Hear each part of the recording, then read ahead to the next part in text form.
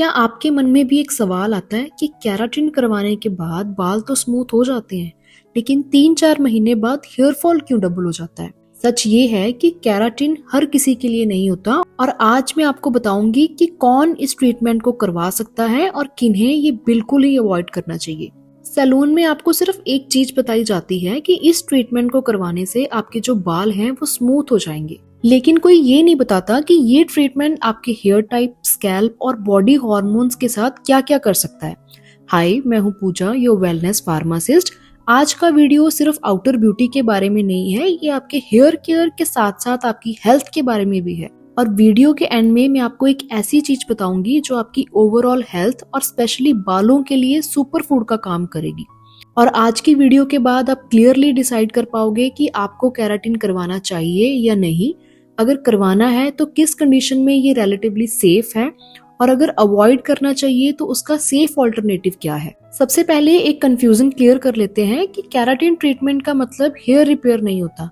ये आपके बालों के ऊपर एक टेम्पररी कोटिंग होता है जिससे आपके जो बाल हैं वो स्ट्रेट और शाइनी लगते हैं। केराटिन ट्रीटमेंट बालों के नेचुरल बॉन्ड्स को परमानेंटली रिपेयर ना करके उन्हें टेम्पररी लॉक करता है, इसलिए जो स्मूथनेस हमें दिखती है वो सिर्फ टेम्पररी होती है और इसी ट्रीटमेंट की वजह से बाद में ब्रेकेज का रिस्क बढ़ जाता है।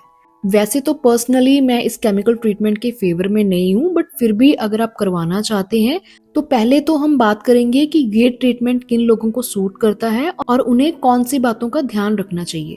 तो पहला तो है कि अगर आपके बाल बहुत ही ज्यादा फ्रिजी हैं बट उसके साथ साथ आपकी हेयर क्वालिटी अच्छी है, यानी कि आपके थिक हेयर हैं, आपको हेयर फॉल का कोई इशू नहीं है, तो केराटिन कॉस्मेटिक पर्पस के लिए कंसीडर किया जा सकता है, क्योंकि थिक हेयर इस कोटिंग को टॉलरेट कर लेते हैं।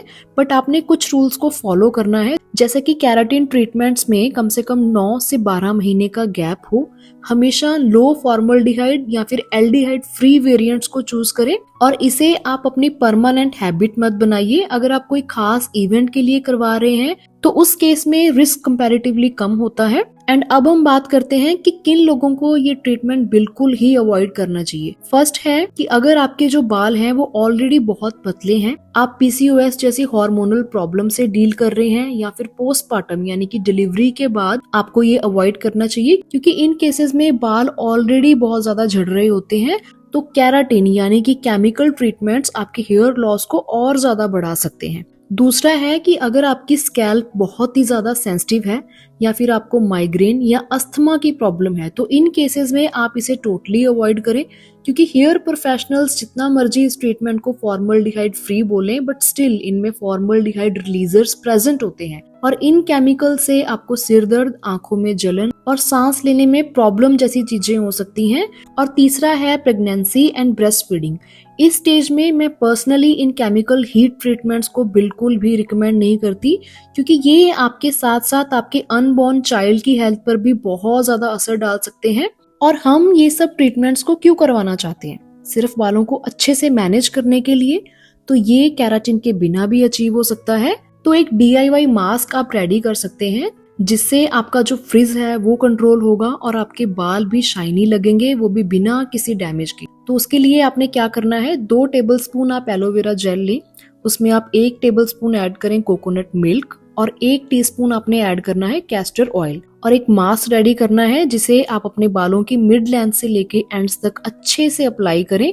30 मिनट के लिए आप इसे रखें और उसके बाद आप देखेंगे स्मूथ हेयर। और बेटर रिजल्ट्स के लिए इसे आप हफ्ते में एक बार जरूर अप्लाई करें। और दूसरा है कि स्मूथ हेयर ना सिर्फ बाहर से ही नहीं, इन्हें अंदर से भी हेल्दी बनाना बहुत जरूरी है, और इसके लिए एक बहुत ही अंडररेटेड इंग्रेडिएंट है मोरिंगा। ये आपको अपने आसपास आसानी से मिल जाएगा, अगर नहीं तो आप ऑनलाइन भी इसका पाउडर या फिर ड्राई लीव्स बाय कर सकते हैं। एंड अगर आपने नोटिस किया हो तो आजकल कितने ब्रांड्स मोरिंगा को मार्केट में लेकर आ रहे हैं, जैसे moringa T, moringa tablets, capsule, powder form, क्योंकि इसके बहुत सारे फायदे होते हैं। ये अपने आप में एक सुपर फूड है, इसमें iron, zinc, amino acid, antioxidant सब एक साथ होते हैं। तो आप अपने बालों को हेल्दी बनाने के लिए इसे internally like as a moringa tea और एक्सटर्नली मतलब हेयर मास्क की फॉर्म में दोनों तरीकों से आप इसे यूज कर सकते हैं। तो अगर आप चाहते हैं कि मैं इस पर अलग से एक वीडियो बनाऊं कि मोरिंगा के कौन कौन से फायदे हैं और इसे कैसे यूज कर सकते हैं, तो आप मुझे कमेंट्स में बताएं, मैं डेफिनेटली इसे कवर करूंगी।